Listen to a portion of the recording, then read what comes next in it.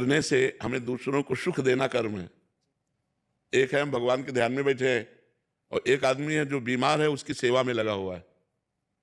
अब वो सेवा करके उसके बदले में कोई फल नहीं चाहता, वो इस ध्यान करने वाले से भी श्रेष्ठ है, क्योंकि वो दूसरों को, भगवान स्वरूप दूसरों को वो सुख पहुंचा रहा है, इसलिए इससे भी निष्काम कर्म श्रेष्ठ है। समझ में आ रहा है? वो भगवान के ध्यान की चेष्टा में बैठा हुआ है और एक परोपकार कर रहा है निष्काम भाव से, बदले में कुछ नहीं चाहता है। उन दोनों को भगवान ने जब देखा तो उनमें वो श्रेष्ठ निकला जो भगवत स्मरण करते हुए परोपकार कर रहा है। परहित सरिस धर्म नहीं भाई, दूसरे का हित कर देने से बढ़कर के कोई धर्म नहीं। समझ में आया? गायत्री जी कोलकाता से।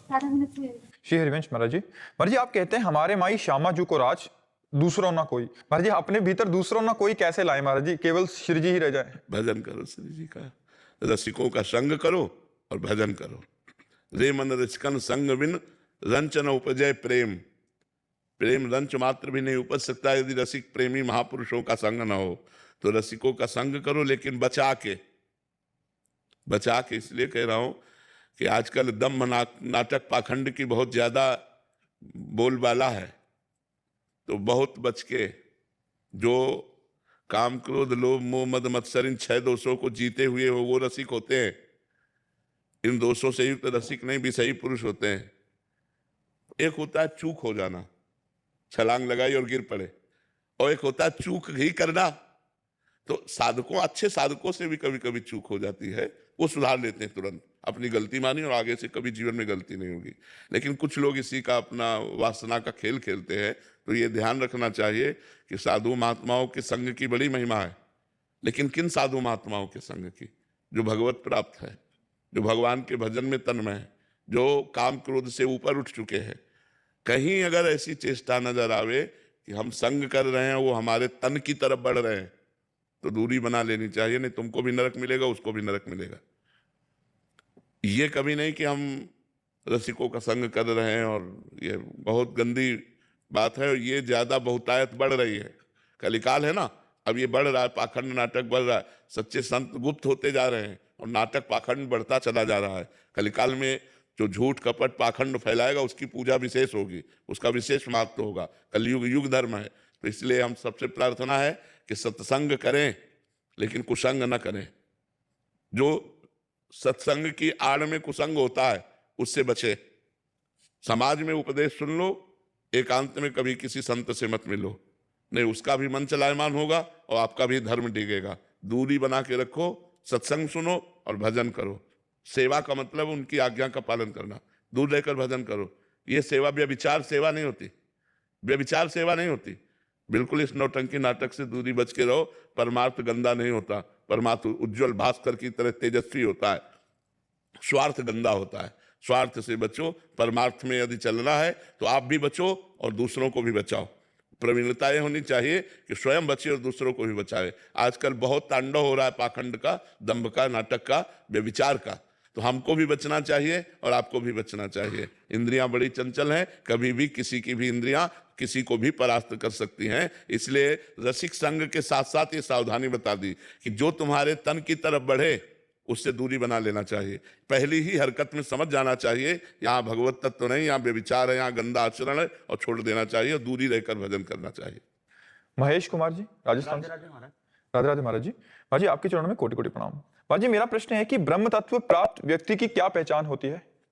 ब्रह्म प्राप्त महापुरुष के जो लक्षण होते हैं वो मान रहित होता है, निर्माण, अमोहा, जित संग दोषा, अध्यात्म नित्या, विनिवृत्त कामा, द्वंद्वैर विमुक्ता, सुख दुख संगई, गच्छन्त मूढ़ा पदमभ्यम तत्। जो अव्यय पद को प्राप्त अर्थात ब्रह्म प्राप्त महापुरुष होता है उसमें मान की गंध नहीं रहती, शरीर मान की गंध नहीं रहती। एक आदमी पूजा करे, एक आदमी थप्पड़ मारे, दोनों के प्रति समान भाव होगा। जो ब्रह्म प्राप्त महापुरुष है उसका किसी से द्वेष नहीं होता है, और मोह नहीं होता, ना अपने शरीर में मोह होता है न किसी के शरीर में मोह नहीं होता। मोह अज्ञान के कारण होता है, अब चूंकि उसको ब्रह्म बोध हो गया है इसलिए किसी से मोह नहीं होता। जित संग दोषा, वो चाहे पास में कोई जहरीला सांप हो, उसको से कोई भय नहीं, उसके संग का कोई प्रभाव उसको नहीं पड़ेगा। जो ब्रह्म प्राप्त हो चुका है, गाढ़ अवस्था, ब्रह्म प्राप्त में भी 8 भूमिकाएं हैं। जो 8वीं भूमिका को प्राप्त महापुरुष है उस पर कोई फर्क नहीं पड़ता, पर जिसे ब्रह्म बोध हो गया है उसके ऊपर भी संग का कोई प्रभाव नहीं पड़ता, किसी भी संग दोष का उसके ऊपर प्रभाव नहीं पड़ेगा। अध्यात्म रीत्या और निरंतर आत्म स्वरूप में रमण करता है। विनिवृत्त कामा, उसकी समस्त कामनाएं शांत हो चुकी होती है, कोई कामना नहीं होती। ब्रह्मभूता प्रसन्नात्मा न शोचति न कांक्षति समा सर्वेषु भूतेषु मद भक्तिम लभते पराम। पराभक्ति का परम लाभ ये प्राप्त हुआ कि वो ब्रह्मभूत हो गया। ब्रह्मभूत माने ब्रह्मबोध प्राप्त कर लिया, वो हर समय प्रसन्न आत्मा रहता है। इसलिए विनिवृत्त कामा, न शोचति न कांक्षति, न कोई सोच रह जाती न कोई आकांक्षा रह जाती है। द्वंद्वेर विमुक्ता, मान अपमान लाभ हानि जय पराजय ठंडी गर्मी भूख प्यास इन सब पर वो विजय प्राप्त किए होता है, कोई भी प्रभाव इनका उसके ऊपर नहीं पड़ता। द्वंद्वेर विमुक्ता सुख दुख संग, सुख दुख में समान भाव रखने वाला परम ब्रह्म परमात्मा को प्राप्त हुए महापुरुष के लक्षण होते हैं। उसमें ये दोष नहीं पाए जाते, वो सदैव प्रसन्न रहता है। पर अपने को चाहिए कि हमको ब्रह्मभूत होना है, हमको वहां तक पहुंचना है। हम केवल महापुरुषों की बातें सुनकर के चैन न लें, हम महापुरुष बनने की चेष्टा करें, क्योंकि हमारा जन्म हुआ भगवत प्राप्ति के लिए। यदि हम भगवत प्राप्ति नहीं की तो बहुत कुछ सुना फिर किस काम में आया। हलवा की पूरी प्रक्रिया जानते हैं लेकिन कभी बना के नहीं पाया तो अधूरी बात रह जाएगी ना। तो साधना में लगो और स्वयं ब्रह्म प्राप्त बनो, स्वयं ब्रह्मबोध बनो। कैसे ब्रह्मबोध बनना है, कैसे हमें परमात्मा प्राप्ति करनी, इसकी प्रबल जिज्ञासा करो, संतों से मिलो, शास्त्रों का स्वाध्याय करो और खूब भगवान नाम जप करो, तब आगे बढ़ जाओगे। अभिषेक मित्तल जी अम्बाला। हरे कृष्ण महाराज। महाराज जी, जो भक्त नाम जप करते हैं क्या उनको भी मृत्यु के समय कष्ट होता है? भक्त और अभक्त की मृत्यु में क्या अंतर है? अंतर है, पहले भक्त और भक्त की ही मृत्यु में अंतर है। एक भक्त पूर्ण समर्पित जीवन भर भगवान का भजन करते हुए गाढ़ अवस्था को प्राप्त हो गया तो उसकी मृत्यु के समय ऐसी बात होगी जैसे हाथी के गले से फूलों की माला टूट गई, पता ही नहीं चला। लेकिन अब जो साधारण भक्त है उसको मृत्यु के समय भयानक पीड़ा भी होगी, लेकिन उस पीड़ा में भगवान का स्मरण भी होगा। उस समय जब वो भगवान का स्मरण नहीं कर सकता, उस समय कृपा करके भगवान उसकी स्मृति में जागृत, पीड़ा होगी पर भगवत स्मृति रहेगी। और उस महापुरुष की जो गाढ़ अवस्था को प्राप्त हो गया है उसको तो पीड़ा का अनुभव ही नहीं हो, जन्मत मृत दुसा दुख होई, वो दुख उसको अनुभव में नहीं आता है। और जो अभक्त है उसको तो हम कह रहे हैं, आपको दिखाई दिया कि दिल फेल हुआ 1 सेकंड में मर गया, लेकिन वो जन्म मरण से मुक्त थोड़ी हो गया, तो लाखों करोड़ों बार मरेगा जन्मेगा, उसका कोई महत्व नहीं है।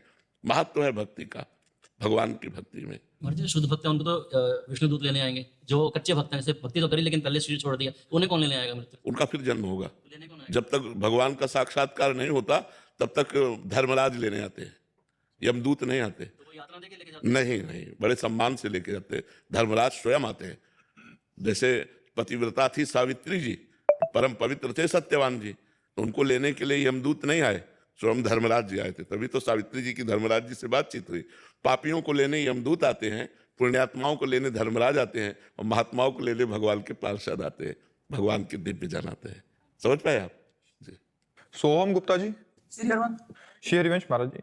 महाराज जी, सत्य वास्तव में है क्या? क्या सत्य वो है जो हमारी आंखों से दिखता है या वो जिसे हम अपने अंतर मन से अनुभव करते हैं? जो तुम आंखों से देखते हो, कानों से सुनते हो, मन से सोचते हो, सब असत्य है।